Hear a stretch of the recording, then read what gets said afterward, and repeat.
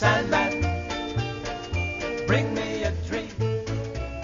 Make her complexion like peaches and cream. Sand.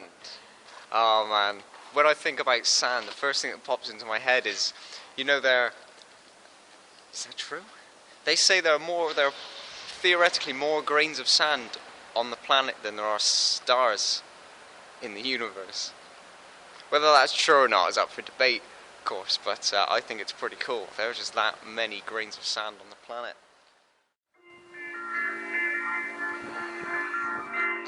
Grains of sand are essentially rocks that have just hit each other over so much time they've eventually become smaller than rubble. It's not even rubble, it's less than rubble, it's sand. It doesn't taste very good at all.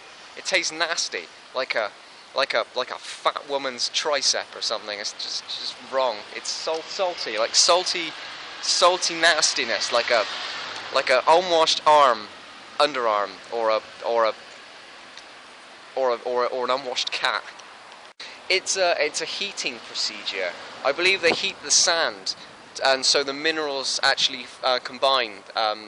Whereas sand is like rocks and stuff. They're very difficult to give off electrons or to covalent bond with other materials and such. So when it comes to sand, you have to heat it up, and then it just wants to give off all of this stuff more.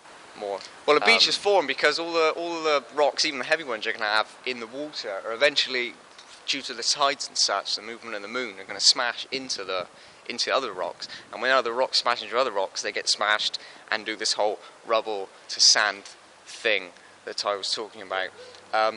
And that's where you get your original sand from, is all your little smashed debris and such.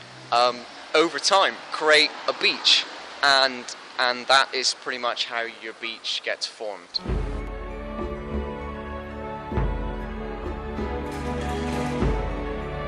I'm sure I can. I'm pretty sure it'd probably prefer sandy beaches, because I've walked on pebble beaches.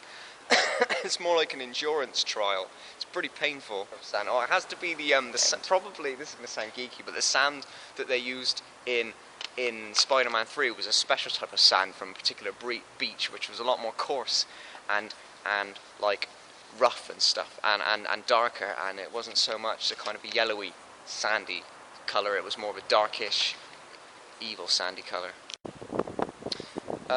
Well, yeah, if you fall over, I think I'd much rather fall over on sand than pebbles. Pebbles aren't very nice. I used to live in a park that was mostly stones, and yeah, falling over isn't really that fun.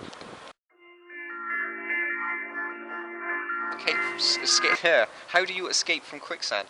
I guess, strangely enough, the answer is to be really slow. Do the opposite. It pulls you in. So most of the times I've seen quicksand, it's been in films, and it's usually, you pretty much need somebody nearby with a stick, because if they can't lay around and give you that stick and give you something to hold on to, you're pretty much going to sink to your death. And sinking in quicksand is possibly one of the worst deaths I can actually think of. Apart from like the sun and everything, I'd say it's probably the girls and all their lovely, incredibly small clothes. Apart from that, it's definitely the sunshine, the food, the feeling when you're running and you're not wearing any socks or shoes and the sand is actually in between your feet, and when you have those races across the beach, kind of where the water meets the sand, so the sand's really wet, but you roll up your jeans and have a kind of run through the wet sand competition. That's always quite fun. How many minutes of sand is stored inside an hourglass? Well, the smaller ones tend to be about 3 minutes. Sort of, you can get a 1 minute timer, but they're usually the tiny ones you find in Pictionary, which aren't very useful. And the sand gets stuck. You might notice that sometimes. Usually they're about 3 minutes, and 3 minutes is what I call tea making time. So I'd say your regular hourglass is equivalent to the time it takes to make a cup of tea. For honor!